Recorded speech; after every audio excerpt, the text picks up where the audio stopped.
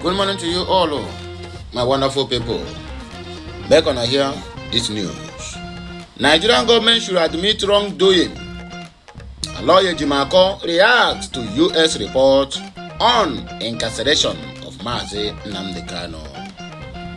Well, the issue here now is that the Mazi Nnamdi Kanu's lead counsel, where he named their lawyer Jimako, he don't come out to come tell Fulani government of Nigeria to their face that they should admit that they have did a lot of wrongs, and it is time for them to rewrite those wrongs if they really want to move forward as a country. If they really want to make amends in the areas that they have defaulted. But the issue we are having in this contraption of a country called Nigeria is that the people who are in the helm of the affairs, most of them self-acquired degrees at old age. In other words, they have no clear understanding of what the law stipulates. That is why you see somebody, even common ordinary counselor. We have, what they call it? We have assistant. I mean, aides. A lot of aides, simply because they couldn't even make a single statement without their aides writing it for them. So that is what our lawyer Jimako is trying to let them know here. That all the whole people handling the affairs of that contraction called Nigeria should admit their wrongdoings.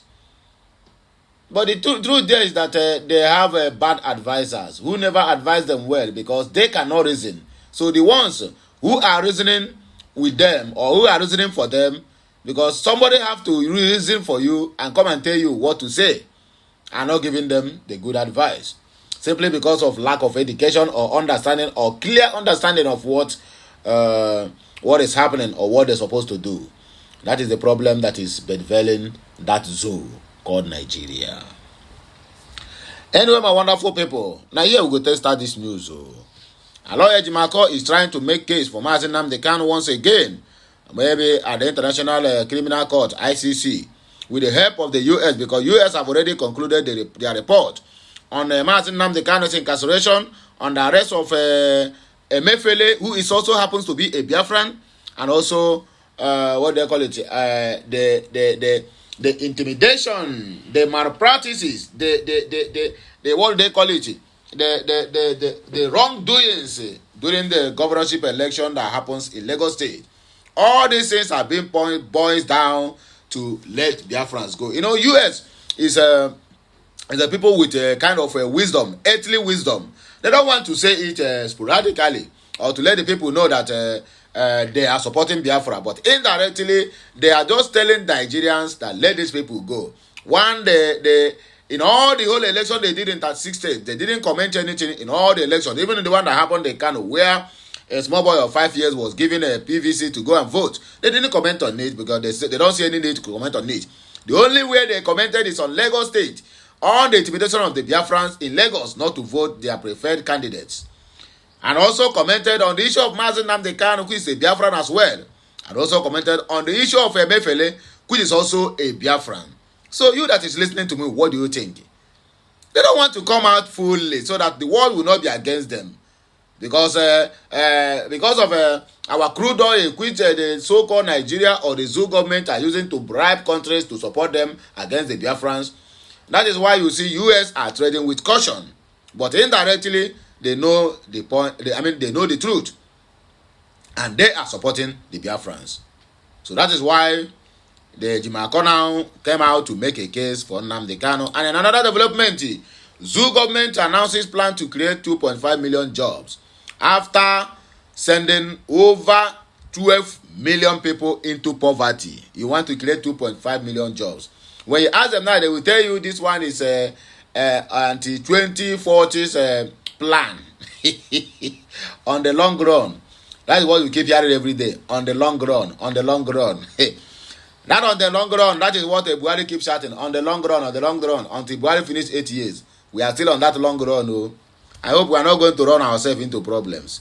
Anyway, my wonderful people, I beg you, let us go straight to the reason why we are here. Please like, share, comment, and make sure you subscribe to this channel for more interesting videos coming your way. The lead counsel of Nnamdi Kanu, leader of the indigenous people of Biafra, IPOB, Aloye Jimako, on Saturday who reacted to the United States U.S. report on the Biafran agitator and on Emefiele, and also on the intimidation of the Biafrans in Lagos State during the time of voting in 2023. Ejimako urged the Nigerian government to admit its error in Kanu's trial and bring the prosecution to a closure without further ado. The U.S.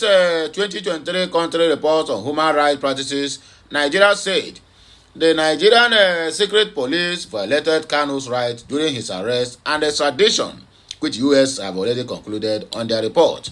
The report also said that Kanu was arbitrarily arrested by the Nigerian security agents in June of 2021 without proper documentation, according to the U.S. report. Reacting to the report, Ejimako commended the U.S. for officially and publicly acknowledging the unlawfulness of Kanu's rendition.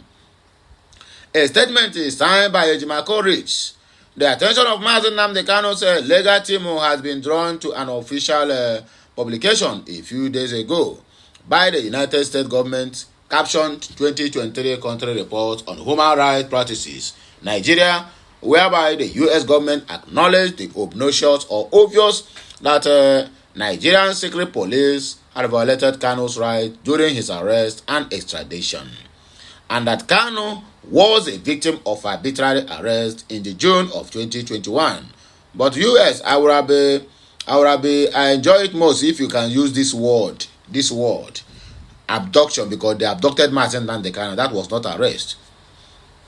On behalf of Mazi Nnamdi Kanu, his legal team hereby expresses its profound appreciation to the government of the United States, including, in particular, the U.S. mission in Nigeria.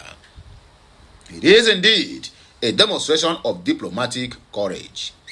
It needs to be emphasized that this laudable position the U.S. government has waited for almost 3 years to take and make public is surely well considered and thus important for two reasons. The first reason they have it affirms the case in chief we have adduced since June of 2021 that Mazi Nnamdi Kanu was unlawfully renditioned, not lawfully extradited. These are two opposite concepts that bear dissimilar legal implications. Secondly, it is expected that coming from a respected and an influential foreign power like the United States, this public acknowledgement will likely encourage the government of Nigeria to also acknowledge that it had gravely violated Kanu's inalienable human rights by subjecting him to a horrendous, extraordinary rendition without proper documentation. Underline that word, without proper documentation. To be sure, one way the government of Nigeria can come clean and acknowledge this egregious wrong done to Mazi Nnamdi Kanu is to banish any further temptations to impunity and summon its power and discretions under the Constitution to bring the prosecution of Nnamdi Kanu to closure without further ado. In our view, this is the most sensible thing to do because Kanu's prosecution has, by a fraction of time, become irrational and questionable to both, given that it was initiated almost a decade ago in 2015, and for alleged offenses that are no longer in a play. There are other cogent reasons, including the open and notorious fact that it is becoming increasingly clear that Nnamdi Kanu may never get a fair trial by dint of the grave complications created by the locality of his current detention. You get it? You don't get it, then better forget about it. The last but not the least, the zoo government plan to create 2.5 million jobs, whereas they have plunged over 15 million people into poverty in the last 8 or 9 years thereabout of APC reign. The Nigerian government, Nigerian federal government plans to create 2.5 million jobs through the Labor Employment Enhancement Program. The Minister of the State for Labor and Employment, Mrs. Nkiruka Onyejiocha disclosed this at Thursday's pre-inaugural ceremony for the LEAP in Abuja.